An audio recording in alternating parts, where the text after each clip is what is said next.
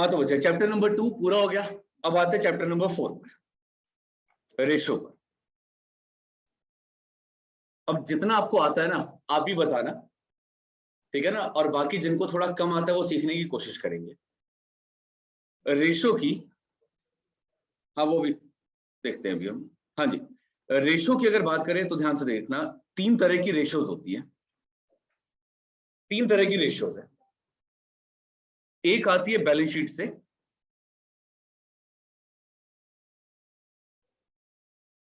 P&L और trading account यानी से। प्रॉफिटेबिलिटी रेशोज कहा जाता है। प्रॉफिटेबिलिटी का मतलब हो गया कि ट्रेडिंग और पीएनएल को सामने रख करके देखा जाएगा। और एक को बोला जाता है मिक्स्ड रेशो, या इसका एक और नाम है जिसे कहा जाता है कंपोजिट रेशो। क्या बोलते हैं इसको? Composite ratio. क्लियर है? एक बैलेंस शीट देखो जरा जल्दी से, एक बैलेंस शीट समझते हैं पहले। यहां पर आता है सबसे पहले कैपिटल, और कैपिटल बैलेंस शीट में किस नाम से आएगा? शेयर होल्डर फंड से आएगा। कल ही हमने पढ़ा था कि शेयर होल्डर फंड में 2 चीजें आती है, मिनिमम 2 चीजें तो आती हैं, एक शेयर कैपिटल और दूसरा रिजर्व सरप्लस। ये हो गया पहला। इसी में दूसरा आता है लंबे टाइम के लिए जो होगा, जो लाइबिलिटीज आपकी लंबे टाइम के लिए, उन्हें क्या बोला जाएगा? Non current liability. इसमें सारे उधार लंबे वाले होंगे, लंबे टाइम के लिए जो लिया हमने। और तीसरा होगा करंट लाइबिलिटी। क्लियर है यहां पर? अच्छा, सेम ऐसे ही अगर हम बैलेंस शीट के असेट साइड की बात करें तो इसके अंदर खाली 2 हेड होते हैं। कौन कौन से? एक होता है करंट, इसमें तो कोई मतलब कोई मुश्किल काम नहीं है, सिंपल सी बात है। करंट याद रखो तो फिक्स्ड वाले को क्या बोलना पड़ेगा? Non current. बस 5 टोटल हेडिंग्स है। डन। बैलेंस शीट का मतलब है इन्हीं में से कुछ वैल्यूज को लेकर के हमें कंपेयर कर देना है और रेशियो अपने आप ही निकल के आ जाएगा। चलो, अब बैलेंस शीट फोकस करता है 2 चीजों पर। कहां का? एक फोकस करेगा शॉर्ट टर्म लिक्विडिटी पर। क्या बोलेंगे? मतलब एक शॉर्ट टर्म होगा, और एक बात बताओ, शॉर्ट टर्म में क्या कंपेयर कर रहे होगे आप?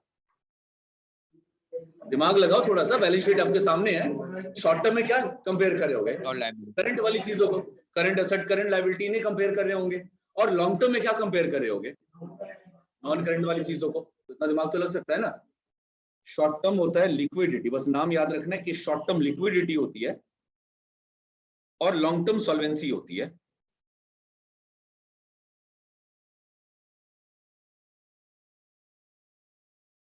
लिक्विडिटी का मतलब सिंपल कैश है,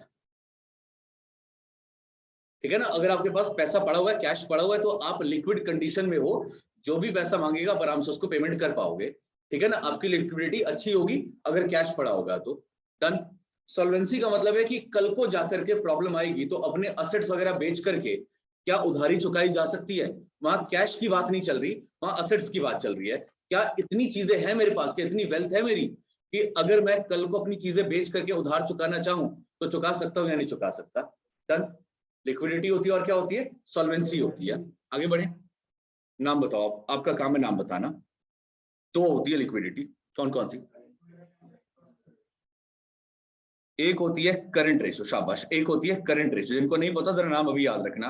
मैंने कहा ना शॉर्ट टर्म में करंट ही आते हैं, तो करंट को लेकर के ही बनेगा। एक होगा करंट रेशियो और दूसरा लिक्विड रेशियो। लिक्विडिटी नहीं, लिक्विड रेशियो। एक क्या होगा? Current ratio. Current ratio focus करेगा पूरे ईयर पर, 12 महीने या ऑपरेटिंग साइकिल का चक्कर होता है। 12 महीने या ऑपरेटिंग साइकिल, फोकस कहां होगा? छोटे टाइम पीरियड पर लगभग 1 साल, लगभग 1 साल, ठीक है ना। जबकि लिक्विड रेशियो का फोकस कहां पर होता है? इमीडिएट। और इमीडिएट का मतलब ये नहीं कि आज ही आपको टाइम मिल जाएगा, 15 दिन, 20 दिन, 1 महीना, मैक्सिमम 2 महीने, यानी 2 महीने के अंदर अंदर पेमेंट कर पाऊंगा या नहीं कर पाऊंगा, इसको लिक्विड बोला जाएगा। और करंट का फोकस कहां पर होगा? शॉर्ट टर्म ही है बट 12 महीने। शॉर्ट टर्म ही है बट कितने महीने मिल गए हमें पेमेंट के लिए? 12 महीने। और लिक्विड में खाली 2 महीने, 2 या 3 महीने मैक्सिमम, मैक्सिमम, ठीक है। चलो फॉर्मूला बताओ क्या था? करंट रेशियो का फॉर्मूला था छोटू आया चाय लाया। और लिक्विड रेशियो का? चाय गिर गई थी, करंट लगा था, चाय गिर गई थी, फिर उसके फादर आए थे, फादर का नाम क्या था? लालू आया और चाय लाया। फॉर्मूला याद है? क्लियर है? अच्छा, लिक्विड रेशियो के ना अलग अलग नाम है, कौन बताएगा और क्या नाम है? लिक्विड रेशियो को कहा जाता है एसिड टेस्ट रेशियो। वो 10th में आप करते थे ना, वो लिटमस पेपर पे डाल दो तो पिंक हो जाता था या कुछ ऐसा कलर हो जाता था, पता नहीं ऐसे कुछ होता था ना, तो उसे बोलते हैं एसिड टेस्ट रेशियो। यानी ये सबसे छोटी रेशियो जो फटाफट आपको बता देगी कि आपकी हालत कैसी है, पेमेंट कर पाओगे या नहीं कर पाओगे, तो इसका नाम क्या रख दिया हमने, एसिड टेस्ट रेशियो। और देखिए और क्या, क्विक रेशियो, क्योंकि जल्दी चीजें पता लग जाती है कि हालात कैसे हैं, इसीलिए इसका नाम क्या है, क्विक रेशियो। नाम याद हुए एक बार दोबारा। बैलेंस शीट में 5 चीजें आती है, एक फोकस करता है शॉर्ट टर्म पर और एक फोकस करेगा लॉन्ग टर्म पर। जो शॉर्ट टर्म पर फोकस करेगा उसे क्या बोलोगे, लिक्विडिटी या सॉल्वेंसी, लिक्विडिटी। और जो लॉन्ग टर्म पर फोकस करेगा उसे क्या बोलेंगे, सॉल्वेंसी बोलेंगे। सॉरी, शॉर्ट टर्म वाला छोटे वाले को क्या बोलना है, लिक्विडिटी, और लॉन्ग टर्म वाले को क्या बोला जाएगा, सॉल्वेंसी बोला जाएगा। डन यहां पर। अब अगर बात करें लिक्विडिटी की, तो लिक्विडिटी में 2 रेशियो है, एक तो करंट वाले से बन जाएगा, क्या बोलोगे इसको, करंट रेशियो। एक क्या होगा, करंट रेशियो। और एक करंट रेशियो से भी छोटा रेशियो है, उसे क्या बोलोगे, quick ratio, liquid ratio, acid test ratio, ये नाम है इसके। फॉर्मूला याद हो जाएगा, छोटू आया चाय लाया, और फिर उसके बाद फादर है, लालू आया चाय लाया। डन, कोई दिक्कत तो नहीं इसमें। अच्छा अब आगे की कहानी सुन लेते हैं। करंट असेट्स के एग्जांपल सोच करके बताओ, जो 11th से पढ़ा उसका दिमाग लगाओ। एक बिजनेस में सोचो कि छोटे असेट्स कौन से होते हैं जो जल्दी जल्दी या तुम कंज्यूम कर लेंगे या कैश में कन्वर्ट हो जाएंगे। स्टॉक, स्टॉक मतलब इन्वेंट्री, स्टॉक मतलब इन्वेंट्री। सामान बेचोगे किसको, कस्टमर को।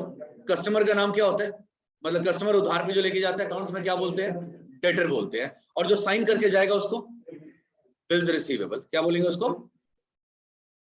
और दोनों को मिला दिया जाए, यानी डेटर और बीआर दोनों को मिला दिया जाए तो डेटर प्लस बीआर, यानी सारे कस्टमर्स ही तो है हमारे, इन दोनों को मिलाकर के क्या बन जाएगा, ट्रेड रिसीवेबल। क्या बोलेंगे इसको, terms and condition apply, terms and condition apply. आगे बढ़े, प्लस और बताओ,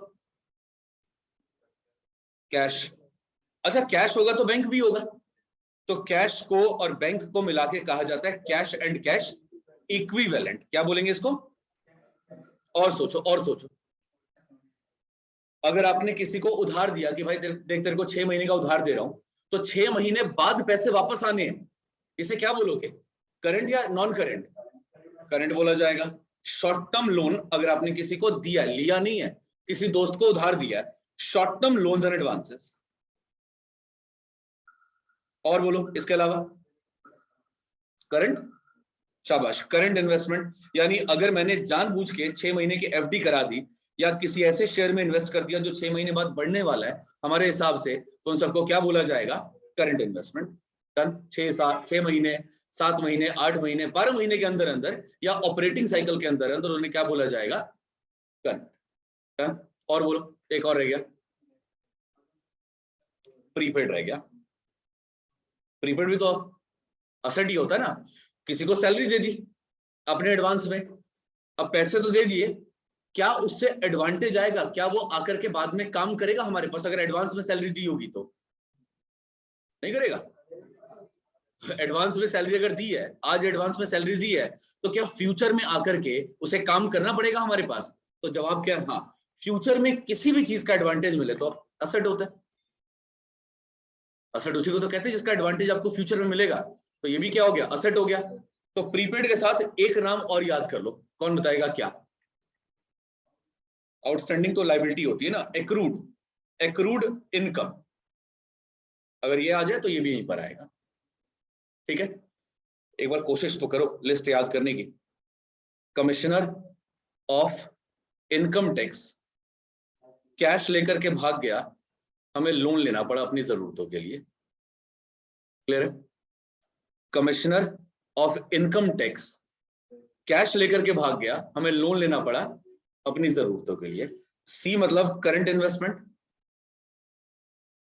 आई मतलब इन्वेंट्री, टी मतलब trade receivable, cash and cash equivalent, short term loans and advances, और लास्ट में जो प्रीपेड और ये सब आते हैं इससे बोलते हैं अदर करंट एसेट्स। क्या बोलते हैं, अब जरा एक बार दोबारा से ये बना लो, जो भी आप निमोनिक से एक्रोनिम जो भी बोलना चाहो बना करके देखो, एक बार याद कर लो क्या है ये।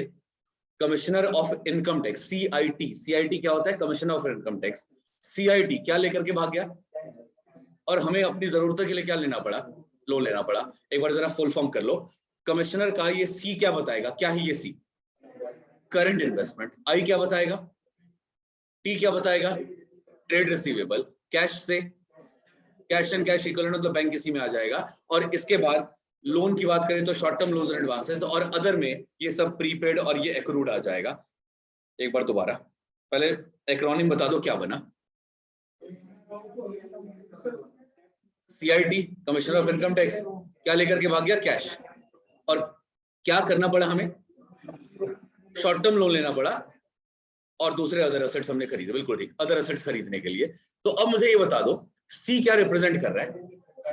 Current investments. कहाँ है करंट? ये रही करंट इन्वेस्टमेंट। आई क्या रिप्रेजेंट कर रहा है?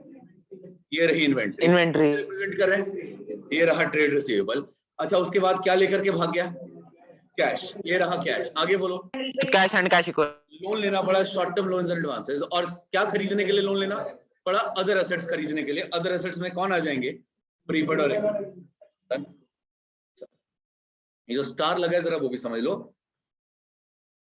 कंपनीज एक्ट ने कहा था कि इन्वेंट्री खाली सामान का नहीं होगा, ये जो आपके पास प्लास पेचकस ये सब पड़ा होता है ना, जिसे कहते हैं लूज टूल स्पेयर पार्ट, इसका भी कलेक्शन इसी में आ रहा होता है।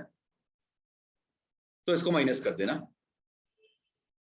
हमें इन्वेंट्री ये प्लास पेचकस थोड़ी बेचने हैं। हम यहां पर करंट एसेट इसलिए निकाल रहे हैं ताकि अगर सारे ये कर्जदार करंट लायबिलिटी वाले दरवाजे पर आकर के पैसा मांगना शुरू कर दे, तो क्या क्या चीजें बेचनी पड़ेगी जिससे पैसा आ जाएगा हमारे पास।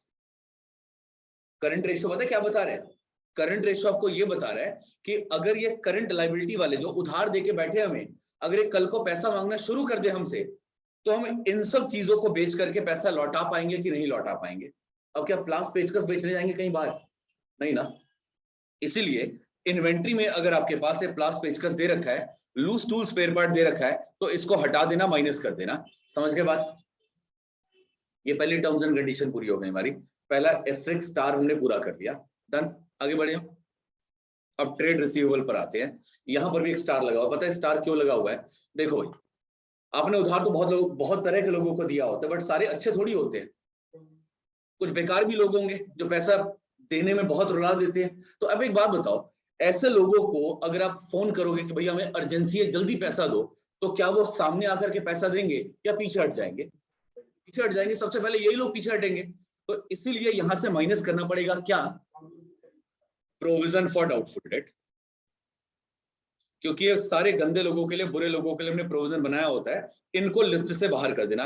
जितने टोटल डेटर्स आ रहे हैं उसमें से बेकार लोगों को बाहर कर दो। डन। यहां पर पक्का बात समझ आई?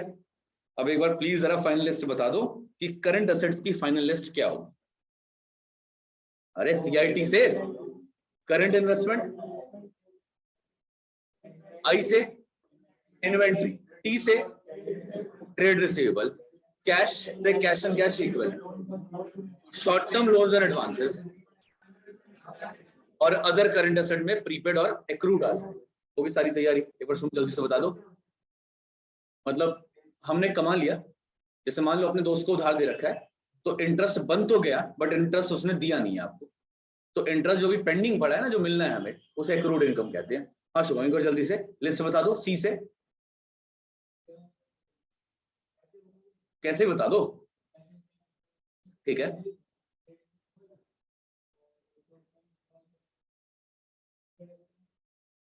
एक और रह गया, करंट इन्वेस्टमेंट, ठीक है ना। चलो बहुत बढ़िया।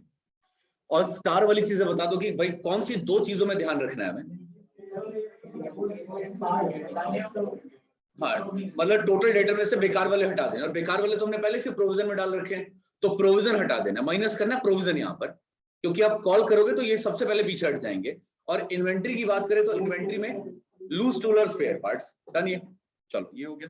आगे अब जरा बात कर लेते हैं करंट लायबिलिटीज। एग्जांपल आप ही बताओ, करंट लायबिलिटी में कौन आएगा?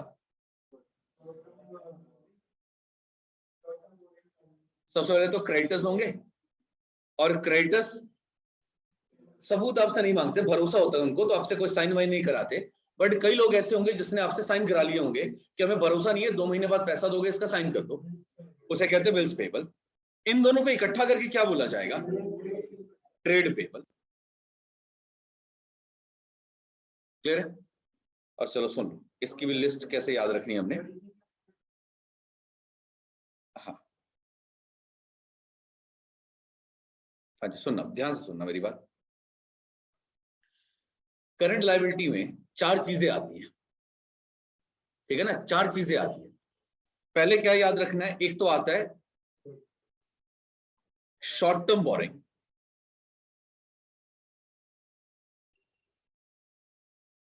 और लास्ट में आती है, चौथी चीज होती है शॉर्ट टर्म प्रोविजन।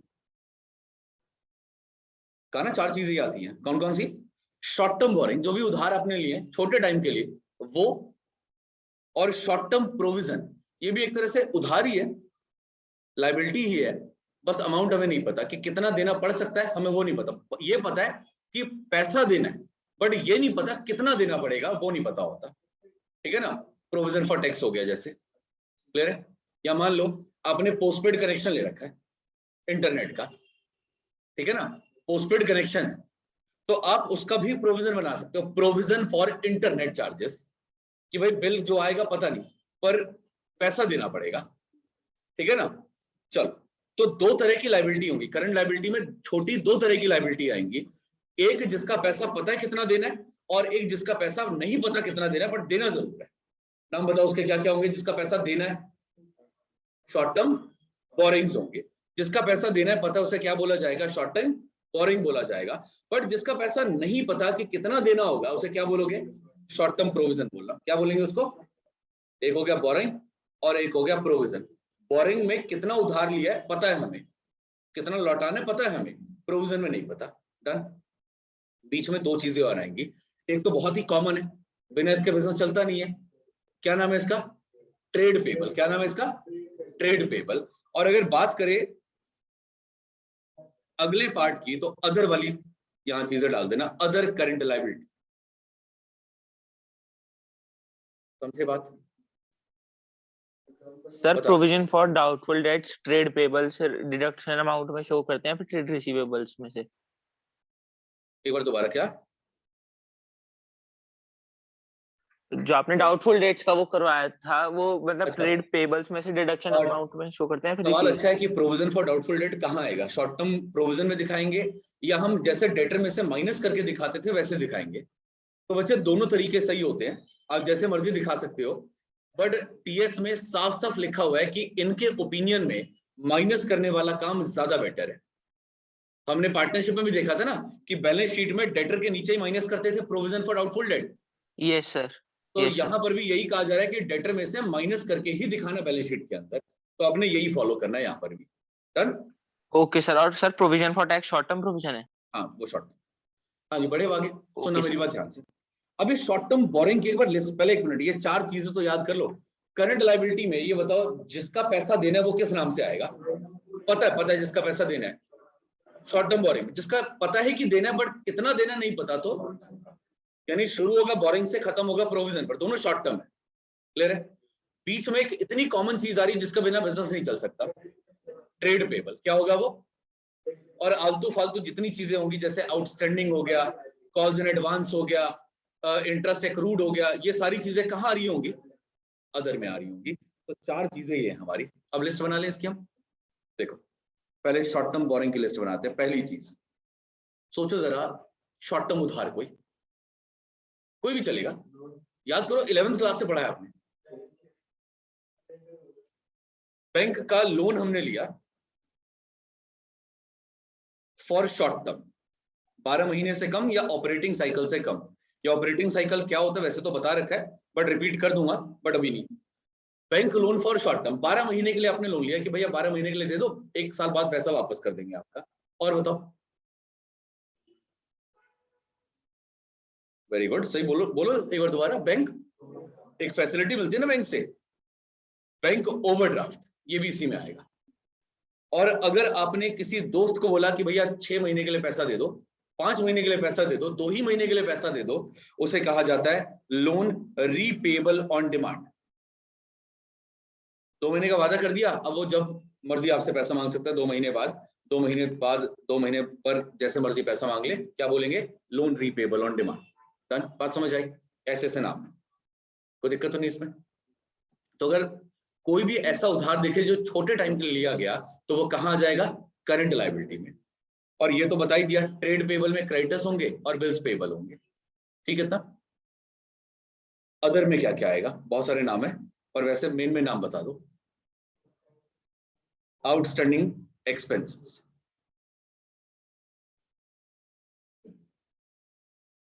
पढ़ा ना? आउटस्टैंडिंग सैलरी, आउटस्टैंडिंग रेंट, ये सारे करंट लायबिलिटी होती है ना, और ये कहां आ जाएंगी? अदर वाले में आ जाएंगी। और एक आपने पढ़ा हुआ था शेयर कैपिटल वाले चैप्टर में, कॉल्स इन एडवांस, कि अगर किसी ने आपको पैसा दे दिया बिना मंगवाए हुए, तो वो भी लायबिलिटी होती है हमारी, वो भी शॉर्ट टर्म लायबिलिटी है, अदर में आएगा, अदर करंट लायबिलिटीज में आएगा। और एक आध नाम हमने पढ़ा था ना, कभी कभी कमीशन रिसीव्ड इन एडवांस आ जाता था, वो भी यहीं पर आएगा। मान लो मैं ट्यूशन पढ़ा रहा हूं, ठीक है ना, इसी साल, अभी ये जो सेशन अभी खत्म होने वाला है, इसी साल आकर के एक 10th क्लास का बच्चा पैसे देकर के चला जाता है कि सर आप ही से पढ़ना है। मान लो 40,000 रुपए देकर के वो यहाँ गया कि सारे सब्जेक्ट आप ही से पढ़ने, 40,000 रुपए पे करके जा रहा है। क्लियर? यहाँ पर 10th क्लास का बच्चा है, पढ़ाना कब शुरू करूंगा मैं? अगले सेशन में, 3-4 महीने बाद। वो पैसा मेरे टेबल पर पड़ा हुआ है, मेरी जेब में आ चुका है, बट उसके बावजूद मैं इस पैसे को खर्च नहीं कर सकता, क्योंकि ये पैसा मेरा हुआ ही नहीं है। ये पैसा मेरा कब होगा? जब वो पढ़ेगा, और पढ़ने के बाद मैं सर्विसेज दे, मतलब मैं सर्विसेज जब दे दूंगा, उसे पढ़ा दूंगा, तब वो पैसा मेरा होगा। इन 3 महीनों में वो पैसा हो सकता है मुझे लौटाना पड़े, इसलिए एडवांस में मिलने वाली चीजों को क्या बोला जाएगा? लायबिलिटी। मेरा पैसा नहीं, टेबल पे पैसा पड़ा हुआ है, मैं फिर भी खर्च नहीं कर सकता, क्योंकि डर क्या है कि कल को पैसा मांग सकता है वो, क्या पता वो आकर के बोले कि यहाँ 11th नहीं पढ़नी, कहीं और पढ़नी है। तो 3 महीने के लिए वो क्या होगी मेरे लिए? लायबिलिटी होगी। बात समझ आ गई? पक्का? चलो, और एक और बोला था आपने, हाँ, जैसे ये लॉन्ग टर्म लोन होते हैं ना, जो वो सारे लॉन्ग टर्म लोन जिसमें रीपेमेंट में भी ज्यादा टाइम बाकी नहीं है, ठीक है ना। आपने 10 साल का लोन लिया था, आज आपने 10 साल का लोन लिया, तो 10 साल बाद पैसे देने, अभी तो लॉन्ग टर्म लोन है। पर जब 10वां साल आने वाला होगा, 9th ईयर की बात करेंगे, 9th ईयर में जब अगले साल पेमेंट करने की बारी आ जाएगी, यानी 1 साल ही बचा है पेमेंट के लिए, तो वो लॉन्ग टर्म नहीं होगा, अब वो क्या बन जाएगा? शॉर्ट टर्म बन जाएगा। और ऐसे सारे शॉर्ट टर्म कहाँ आ जाएंगे? अदर में आ जाएंगे। उसे शॉर्ट टर्म बोरिंग में मत दिखाना, वो कहाँ आ जाएगा? अदर में आ जाएगा। यानी जितने लॉन्ग टर्म लोन है रीपेबल विद इन 12 मंथ्स, वो सब यहां पर आएंगे। समझ गए बात? और शॉर्ट टर्म प्रोविजन में जल्दी ही किसका पैसा में लौटा देना है, तो provision for internet charges, provision for telephone charges, provision for electricity. भाई बिजली आप इस्तेमाल कर रहे हो, अंदाजा ही होता है ना, एग्जैक्ट बिल तो मीटर की रीडिंग के बाद ही आएगा। या प्रोविजन फॉर टैक्सेशन, कैसा भी प्रोविजन हो सकता है। समझ आ गई बात? ये सारी बातें आपको ध्यान रखनी है, कोई दिक्कत है तो बता दो। करंट एसेट हो गया, करंट लायबिलिटीज हो गई, यानी कि अगर ये सारी बातें पता हो तो आराम से करंट रेशियो निकाला जा सकता है, कोई दिक्कत नहीं इसके अंदर।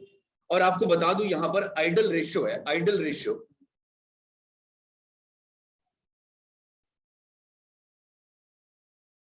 आइडल रेशियो 2:1 है।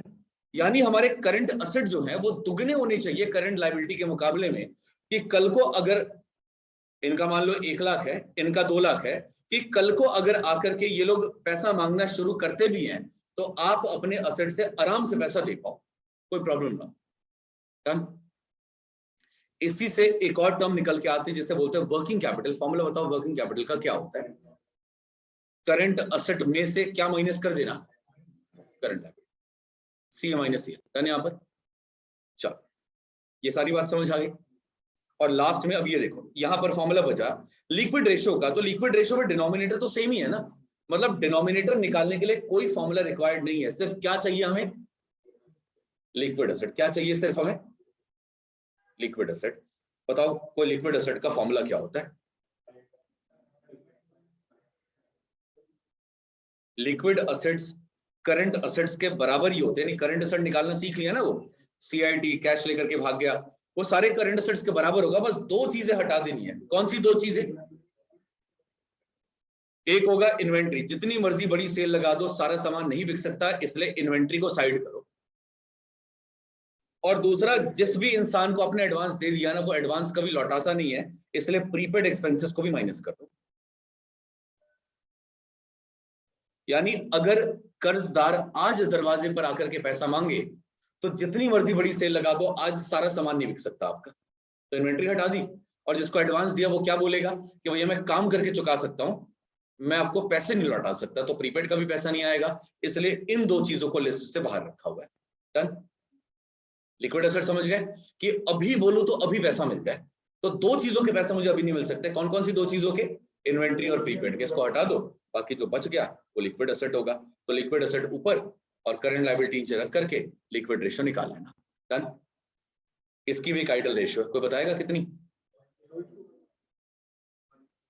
जब असेट्स कम हो गए, लिक्विड एसेट्स कम हो गए, तो इसका मतलब रेशियो भी कम हो जाएगा, 1:1 हो जाएगा।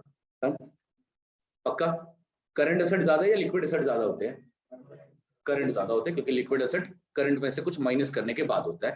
ठीक है, चलो एक बार जरा दिमाग में सेटल करो सारी बातें, फिर इसके बाद मैं पूछता हूँ क्वेश्चन इस पे।